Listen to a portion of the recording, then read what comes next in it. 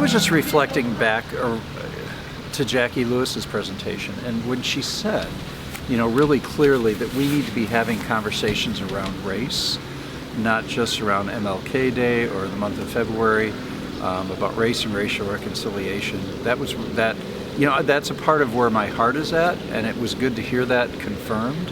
But I think she just put that challenge out there, and I think that was really, really, really powerful. So if we're working on racial reconciliation, and we must be, if we're going to be the church of the 21st century, if we're working on racial reconciliation, then we have to understand how race tracks with everything. It's race and housing patterns. It's race and school districting. It's race and therefore resources. It's race and wealth. It's race that makes the median income of a black family in America almost $90,000 less than a white family. It's race that makes LGBT people have racism inside their minority status. Okay.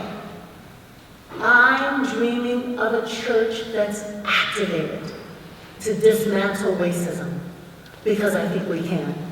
The terrible, tragic, horrible eruption of race and violence that's making us sad and angry in Ferguson is growing a multiracial, multicultural, interreligious movement of lovers. People who are choosing not to be violent, but are choosing to coalesce together to work for peace. I remembered Martin Luther King's quote, that Sunday morning is the most segregated day, but I never really realized how deep that was. So that was really powerful. We need to lament. We need to mourn.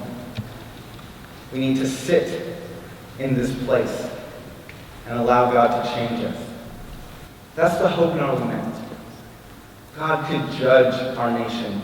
We don't have a covenant with him. Our hope is not that we won't be judged. Our hope is that God is king.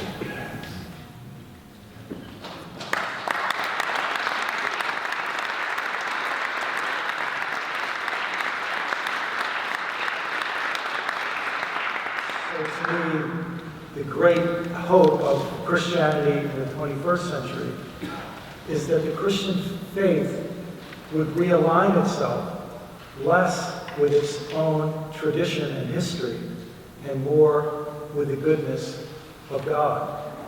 Not a goodness that we've demonstrated in the past, but a goodness that we seek in the future. Like so many people probably came because they may have seen Braun McLaren, and then he just says, he creates space for that. It's really cool. So that's what we were talking about. I was just amazed by all the great work that's going on in Christianity right now. And I'm a Catholic, so I'm not even usually involved in this conversation. I'm not a church pastor, but I do work at the church. And so it's just neat to come at it from a different angle and hear what other Christians in the world are saying and thinking right now. So it's just been exciting. The walls seem to be falling between Jews and Christians and different kinds of Christians, and this sort of a conference really makes me think that's happening, that people are coming together and learning from one another and not just tolerating, but really learning and enjoying one another.